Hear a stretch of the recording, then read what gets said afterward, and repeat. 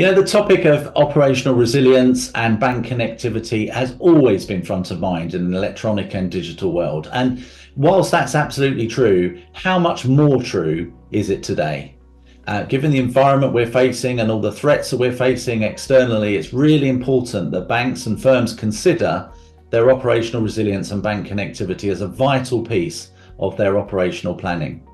There are two ways to look at this. First is your connection into your bank, whether you're in a direct or an indirect relationship to a scheme, but how you interact with your bank is vitally important. How many banks you have a relationship with, how you split your business across those banks, and what tools you use to connect. Vitally important. But you can get to your bank, but if you can't make the payment, well, then we're all in trouble. And I think you can look back right the way back through my time as running systems, payment systems here in the UK, right to the current incumbents of those systems. We as the UK have enjoyed incredibly high resilience times and SLA performance and availability and payment processing capability year on year. But we can't be complacent. It's not a given. So I think we need to think about, in a time of crisis in my own institution or a time of crisis within the wider industry or the payments landscape, what does rerouting mean for me? What does interoperability mean for me? What tools have I got to reroute a Bacs Direct Credit into faster payments, for example?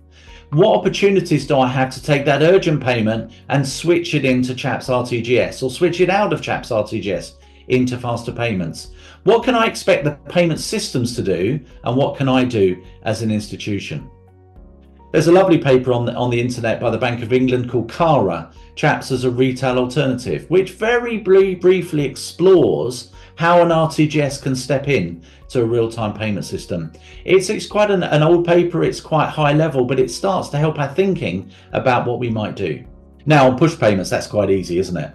Think about the conundrums on pull payments, how a direct debit can be processed in a time of crisis. Much more difficult to resolve, although the impending arrival of variable recurring payments, particularly commercial VRPs, might provide some functionality there as well. So I think to answer the question, you have to think about it. What would my firm do in a time of crisis? And what can I expect, or what should I encourage the payments industry to do in terms of the ability to reroute, to make sure we have absolute resilience, to make sure that connectivity works every single time for every payment that the folk of the United Kingdom want us to process every day?